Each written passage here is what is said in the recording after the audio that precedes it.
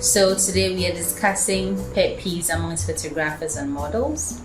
And having been into modeling for some time now, I really can't remember the number of years. Wow. But the pet peeve I am choosing is photographers assuming that models can pose. And Okay, so I have been a professional photographer for just over a decade now, and my pet peeve is models who essentially turn up to shoots with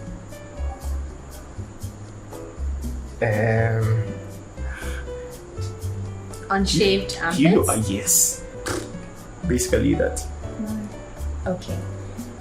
Okay, so digging right into my pet peeve, bringing out all the maggots. I kind of get it when a photographer assumes that a model can pose, but it doesn't really work like that, because sometimes it's my first time shooting with you. I'm not so comfortable with you. It's okay for me to get behind the camera and then not have a single clue on the kind of pose that I want to make. And so I think it's only fair that the photographer assumes that they are working with someone who's clueless and then try to share ideas on poses that can work on the model. But if you're just with your camera and then you ask me to pose, what am I supposed to do? It kind of irritates me because I'm not superhuman. I am trying. Yes, I am here for a shoot. I'm being paid to be here, or it's possibly a collaboration. I'm not being paid. But really, don't assume that I can pose. I don't have it all figured out. Make an effort. Oh, I get your point, and from personal experience, I think it's also something I've encountered a couple of times. But I don't do too many model shoots. I've done a couple of shoots for friends who have like clothing lines, and so I've worked with models over like the period of time I've been shooting professionally. But I always believe in having like a good relationship with models, especially on the day of the shoot, because first of all, we are all just a few people, or a few people you encounter are usually like naturals, and by naturals I mean are very confident from the onset and just flow naturally. Yeah, they kill the and poses. They can get the poses immediately. But sometimes you have to coax people, and most often than not, you need to coax people into it. You need to get them in the mood, whether it's music on set, whether it's like just like having a nice conversation with them before anything starts, and just getting them in the mood generally. So, and I believe in that because it, first of all, it sets like a good pace for things to go. You guys have like a nice back and forth relationship throughout the shoot or before the shoot, and then it usually flows throughout the shoot as well. So I believe that's it's definitely something I know some model friends have complained about, and then it's also something I know people, especially other photographer friends of mine, are not too good with, especially like helping people pose and stuff like that, or helping models pose. So yeah, it's something I know goes on in the industry, and it's something I personally haven't encountered because most of the people I don't do as much, first of all, but the few people I've worked with are usually friends, close friends,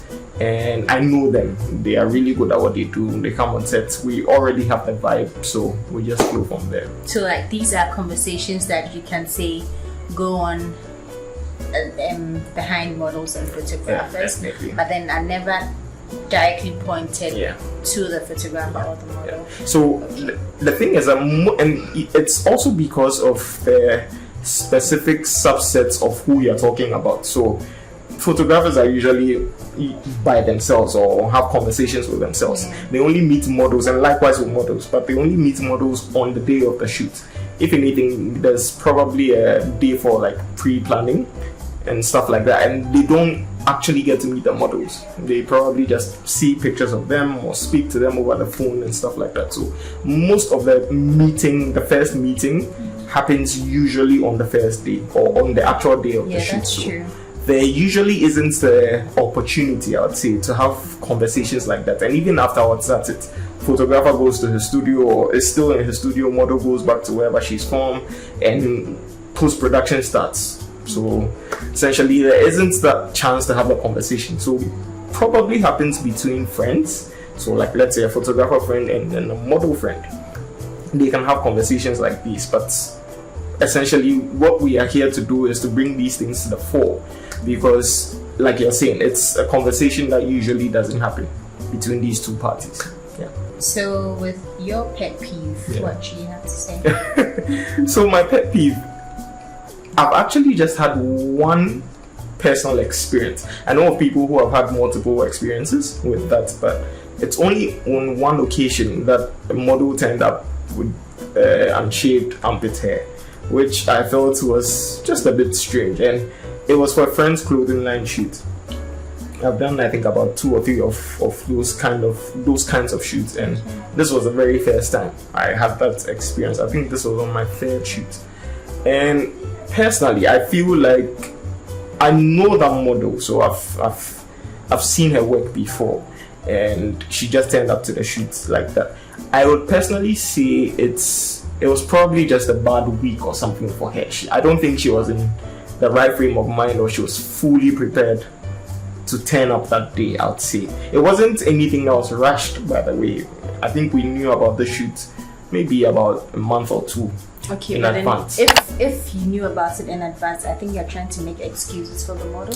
Not necessarily. I'm just saying that personally, and because of the work I do, I'm generally an understanding person. So I would say that yes, maybe I'm not trying to make an excuse, but I would say that knowing her, knowing the history of her work, she's a cool person to work with. She generally doesn't turn up to a shoot like that. But that was the first time I was working with her, and that was the first experience I had with her like that.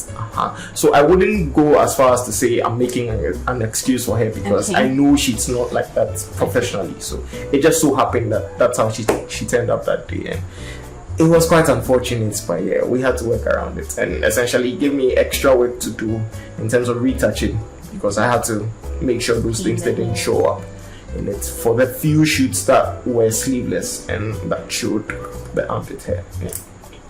Okay. Unfortunately. Yeah. So even if I'm on my way to a shoot, so sometimes I'm getting ready to go for the shoot and I realize that, oh, I have armpit hair, I don't have shaving stick at home. Yeah. There are times where, depends on the direction that I'm going in, I quickly stop by. I've done it twice actually. I stopped by a salon where I could do waxing, and I wax my armpit. If I can't do that, I actually buy a shaving blade on my way. When I get to the studio, I ask for washroom to do it quickly. Shave my armpit. One time I had a shoot, my armpits were shaved because I knew it was a lingerie shoot. So I shaved my armpits, I shaved my bikini line.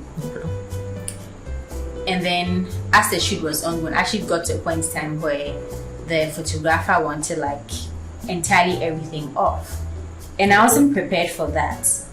And so, I mean, I had pubic hair, even though my bikini line was shaved, it wasn't completely shaved. So I felt uncomfortable it really felt unprofessional to me. I really felt terrible. Like, it's actually one of the shoots that I wish I could go back to and then change everything that happened.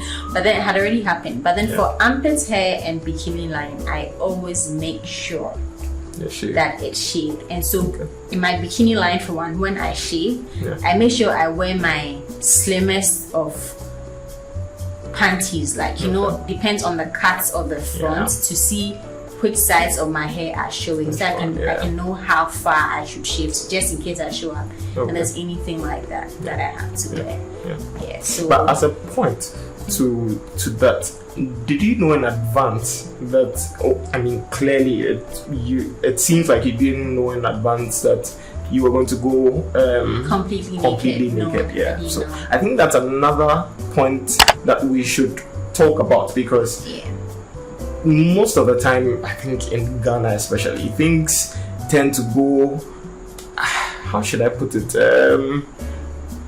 things are not planned properly, because in a state or in a case like this, a professional model shoot should have like a pre-planning process. And So like a day or two, or exactly, something. where the photographer and either the model or whoever the model is modeling for has like a fair idea of what's happening or an exact idea of what's happening. So these kinds of shoots where maybe you have to go bare naked or barebacked or whatever, it's just like completely naked or semi-naked or stuff like that. So everyone knows ahead of time what exactly the shoot entails, and then everyone can prepare like adequately for it. So like I in your honestly case, didn't have an idea that I was going to do. So like it was like, so the photographer goes like, you're coming to do a boudoir shoot and shave. I'm like, I didn't know I was going to go completely naked, and so I shaved the parts that I had to shave.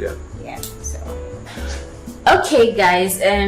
So fellow models, those above me, those at my level, those below me. I mean, we're all models. We all count as models. So I believe that from this conversation, the next time we're showing up to shoots, we make sure we're shaved.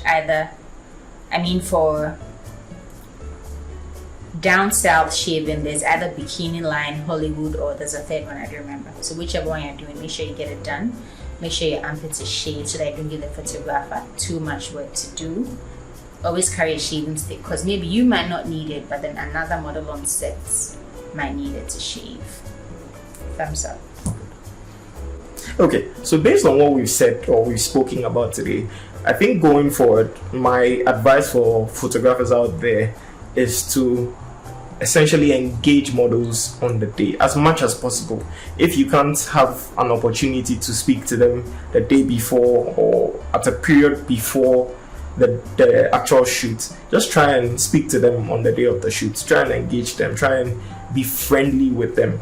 And then going forward with regards to posing and stuff like that, you can easily show them examples of what you want. If you haven't already discussed that with them, you can discuss it with them on the day. Show them a couple of examples to go through. Just give them pointers, essentially, because we are all there to make each other's work easier and simpler. And I think that would help, or that would go a long way to help both of us. Okay, so just to add to EK's point, I also think like now where we have social media, there's Instagram, mainly for now, Instagram has become a place where models and photographers communicate a lot. Yeah. So we have the client says 1, 2, 3, these 3 people are my models. I think try and make the effort to find their social media handles. I think that when you go on a model's page, you are able to find poses that work for them. Because I'm a model. I look at other models and I see that there are certain poses that are constant for them. It is their go-to pose, actually. So when you go on the model's page, I think you'll be able to pick cues from poses that work on the model. So it also help you in gathering poses that you can use just in case the model runs out or they show up blank. Sure. That's a really great point. Yeah. Okay, guys, I think this was an interesting conversation. I think we've all learned one way or the other. Photographers have learned, models have learned as well. And so I think next time we're showing up prepared, we're showing up ready, not getting on the photographer's nerves, photographer not getting on our nerve, not having conversations behind photographers or models about some things that they did during the shoot. I think we should actually gather the courage to tell people, like after the shoot, that I like shooting with you, but this and that is what you did that I didn't like. And I think everyone will be much better for it anyways, because with more information, you know how to conduct yourself during a shoot and stuff like that. So that helps. Yeah. Okay, guys, welcome to our YouTube channel.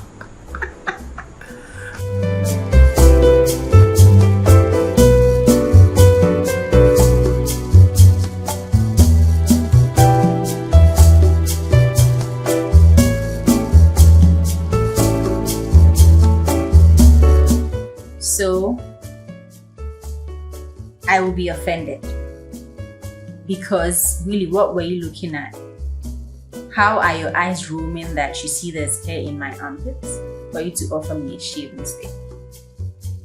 Now, when I say provide essentials, if in my right senses, I am on my way to a shoot, I know I have armpit hair that I need to shave, and I happen not to find a shop along the road where I'm able to buy a shaving stick.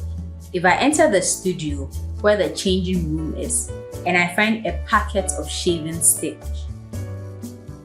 I will pick one and shave.